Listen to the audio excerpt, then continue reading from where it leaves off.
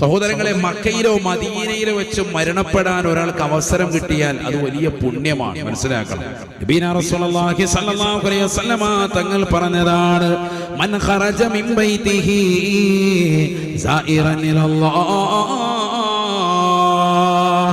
ആരെങ്കിലും അല്ലാഹുവിനെ സന്ദർശിക്കുവാൻ അഥവാ പരിശുദ്ധമായ മക്കയോ മദീനയോ ലക്ഷ്യം വെച്ചുകൊണ്ട് യാത്ര തിരിക്കുന്ന ഒരു വ്യക്തിയുണ്ടോ, പിന്നെ അവൻ മരണപ്പെട്ടു പോയാൽ അവൻ മരണപ്പെട്ടു പോയാൽ അവന് കിട്ടുന്ന നേട്ടം ഹിസാബില്ലാതെ വിചാരണയില്ലാതെ സ്വർഗത്തിലേക്ക് എത്തുമെന്ന് നബിയോനാ റസൂലുള്ളാഹി.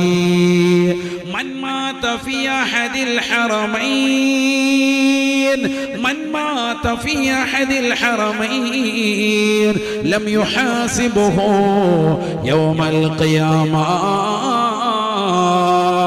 പരിശുദ്ധ മക്കയിലോ മദീനയിലോ വെച്ച് മരണപ്പെടാൻ ഏതൊരു സത്യവിശ്വാസിക്ക് അല്ലാഹു അവസരം നൽകിയിട്ടുണ്ടോ അവൻ വിചാരണയില്ലാതെ സ്വർഗത്തിലേക്ക് എത്തുമെന്ന് നബിയുനാ റസൂലുള്ളാഹി.